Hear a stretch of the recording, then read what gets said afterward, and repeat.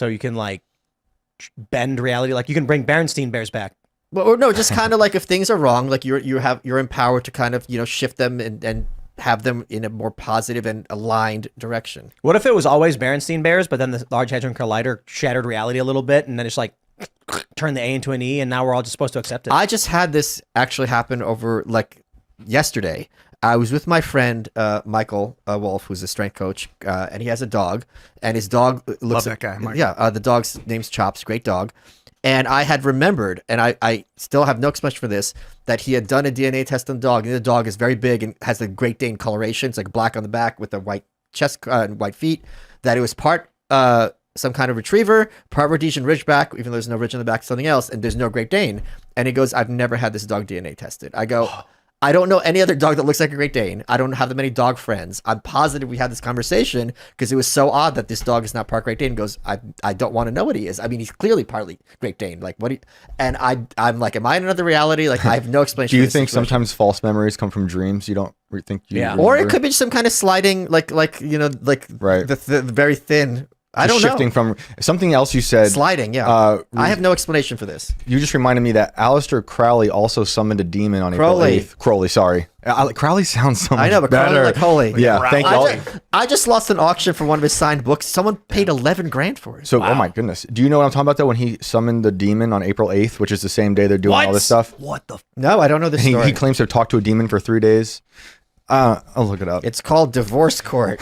What if the reality is the higher power, be it whatever you'd like to call it, does play an active role in the universe, but we can't perceive it when it happens? I think that's true. And we all shift along with it. I think that's true. We are pieces of the universe, right? Mm-hmm. We are all comprised of the matter of the universe. We eat it. It becomes us. Our bodies are of it.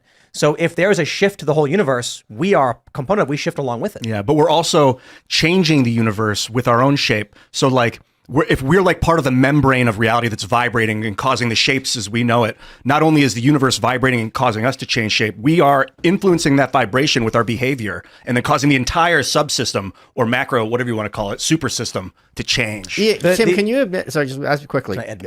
Can you acknowledge, this isn't a gotcha question. I don't know, it sounded like a gotcha question, but your life and what you're doing with this show in a way is indistinguishable if life was a simulation and you're like a video game. Like it's kind of insane what this show is, right? Like presidential candidates come here, you just talk to them, blah, blah, blah. Yeah. You know what I mean? I mean, it must be a simulation, I guess. But it's indistinguishable. It's just so crazy if you sit down and think about it. But the reality is also this, like, isn't that just life? You know what I mean? Well, sure. We've talked about before, even before the show and just life in general, you have these weird synchronicities you find yourself in. Like, you know, throughout my whole life, there's been just weird moments that I'm like, how is this happening? Meeting Kurt Vonnegut's widow or something like this. And Kurt Vonnegut means a lot to me, you know? One thing that I've told this story before, when I was like 15, I was watching a skate video and I was making fun of these skateboarders to my friends who were standing behind me. We were watching, we're like, these people are losers. And then like 2 months later, I met them.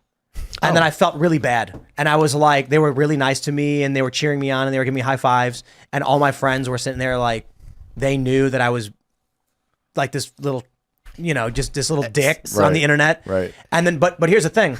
I thought to myself, I was like, wow, that's really embarrassing. I feel bad because these are actually cool kids. Like these are cool people. We should skate together. And then when I was like 18, a similar thing happened where my friends were all hanging out. We watched a skate video and I'm like, this is the stupidest thing. I was like, that person's so goofy looking. And then like a year later, they showed up to a skate park I was at and they were like, hey, cool, nice to meet you. And I was like, these are the nicest people I've ever met. Funny. And then at that point, I'm like 19 and I was like, I will never disparage another stranger again. That lasted 5 minutes.